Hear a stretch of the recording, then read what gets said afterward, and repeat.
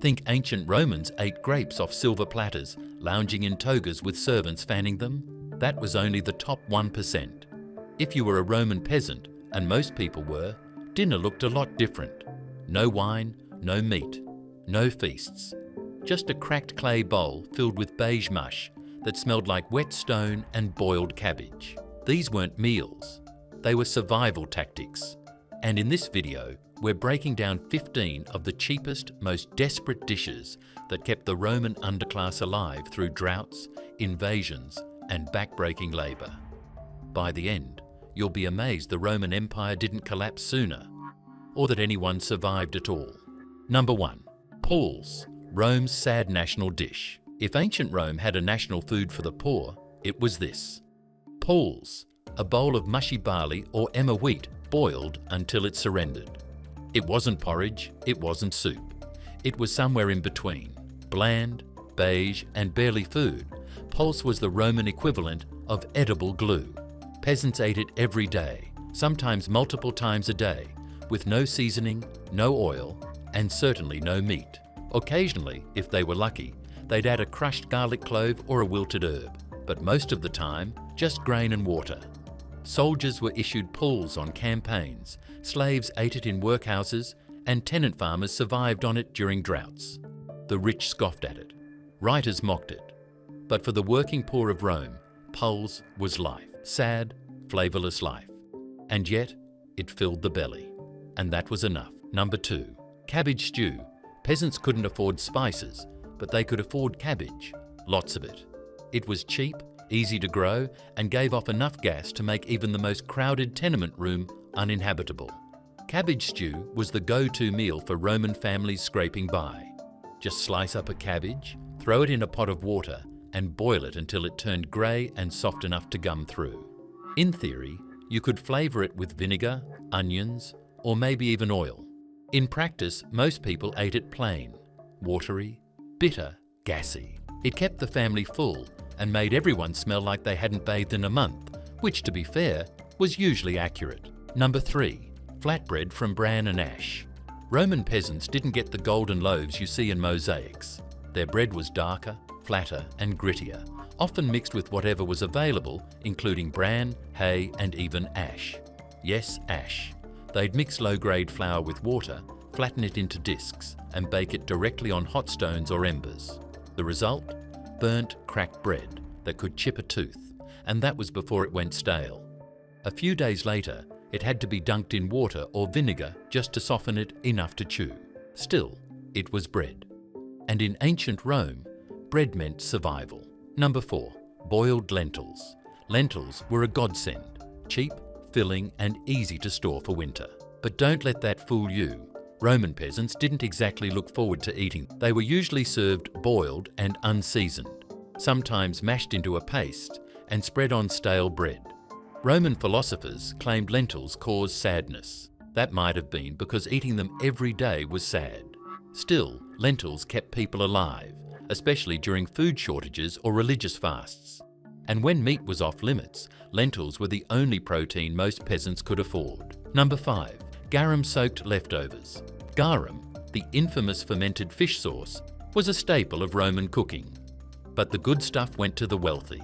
What the poor got was allec, the chunky, gritty sludge left over after pressing garum.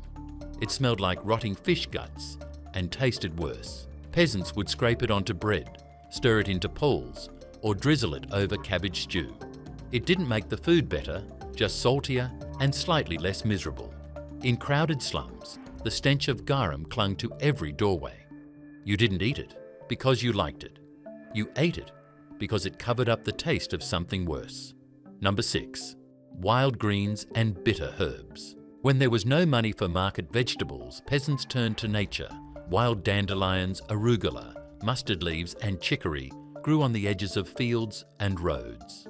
They were bitter, painfully so, but boiled in water or tossed into a stew, they added something peasants desperately craved: variety. These greens weren't just survival food, they were medicine too. Roman peasants believed wild herbs could cure stomachaches, headaches, or sadness. That last part might have been wishful thinking. Number 7. spoiled olives and oil cakes. The rich got pressed olive oil. The poor got what was left, oil cakes, dry bitter clumps of mashed olives, stems and pits, squeezed to oblivion. Peasants sometimes used them in bread dough or mixed them into porridge for texture. If you were really down on your luck, you ate them plain. These weren't delicacies, they were byproducts, leftovers of leftovers. But when you haven't had fat in a month, even a bitter, wood-like oil cake tasted like a gift. Number 8. Fava bean mash. Fava beans were a protein lifeline for Roman peasants.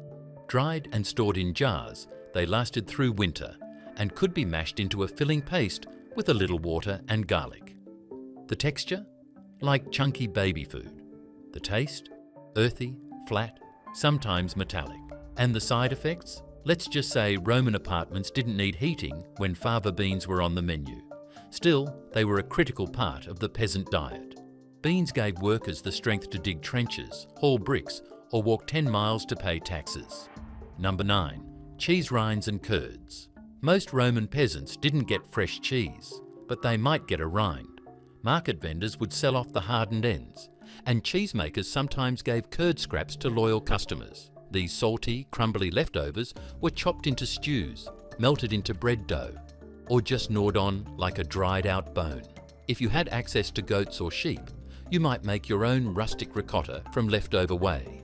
But for most peasants, cheese was a luxury they only tasted in dreams, or scraps. Number 10. Roasted chickpeas, one of the few snacks available to the Roman poor. Chickpeas were cheap, packed with protein, and easy to roast. Street vendors sold them by the handful, often salted and hot from the fire. They were crunchy, addictive, and, crucially, portable. For peasants working fields or walking miles into the city, roasted chickpeas were a fast, filling boost. They weren't glamorous, but compared to boiled cabbage, they were a party. Number 11. Leftover fish bits. Rome was a port city, and wherever there's fish, there are scraps. The rich got fresh fillets and whole salted mackerel. The poor? They scavenged what was left. Fish heads, tails, bones and guts, anything tossed out by market stalls or forgotten in the sun too long. Peasants boiled these leftovers into salty, oily soups. Sometimes the bones were crushed and cooked down for calcium-rich broth. In desperate cases, people picked maggots off before eating. Fish heads weren't dinner, they were desperation. But for the starving, they were better than nothing, barely. Number 12. Turnips and roots. The Roman countryside grew more than grapes. Beneath the soil hid a peasant's best friend: turnips, carrots, parsnips, and other root vegetables. Turnips especially were everywhere, cheap, hardy, and fast-growing. Romans boiled them, roasted them, or mashed them into stews. The leaves went into pottage, and even the flowers were eaten in spring. The taste? Harsh, bitter, sour if they were old. And when reheated too many times, turnips gave off a smell that lingered in your clothes, your walls, your soul. Still, they stored through winter. And when the grain ran out, turnips stepped in. Number 13. Acorn meal porridge. You know things are bad when you're eating acorns. Romans knew how to make emergency flour from crushed and soaked acorns. The process took days. First you had to leach out the bitter tannins with repeated washing, then dry, grind, and cook the remains. The result was a dark, dense paste, kind of like a bad version of puls, with extra grit. It filled your stomach, but not your heart. Acorn porridge was famine food, the kind of thing people only ate when the crops failed or war cut off supplies. But it saved lives. Number 14. Stale bread in posca, vinegar wine slop. When bread went stale, and it always went stale, Roman peasants had a trick to make it edible again. Posca. Posca was sour wine vinegar mixed with water, often seasoned with herbs or garlic. It was cheap, easy to make, and acidic enough to kill bacteria. Peasants soaked stale bread in posca until it turned into a sour, spongy mash, then ate it cold with their fingers. It wasn't refreshing, it wasn't satisfying, but it was edible, barely. Number 15. Whatever's left, stew. The final dish wasn't a recipe, it was a philosophy. Roman peasants lived by the rule, waste nothing. That meant stews made from odds and ends, wilted herbs, bean skins, burnt crusts, half-eaten turnips, cracked olives, maybe even a snail or two. These were the meals made in crack pots, simmering low while families worked in fields. The smell wasn't always good. The flavour, random, but the feeling, familiar. Every household had a version of this. Some called it soup, others just called it dinner. Because in Rome's slums, dinner wasn't a celebration, it was survival. So next time you eat a soft loaf of bread or toss out leftovers, remember the Roman peasant who boiled cabbage 3 times and called it dinner. If you want more raw, gritty history that goes beyond emperors and into the lives of the forgotten masses, hit that like button, drop a comment, and subscribe. You won't want to miss what they did to stay warm without firewood.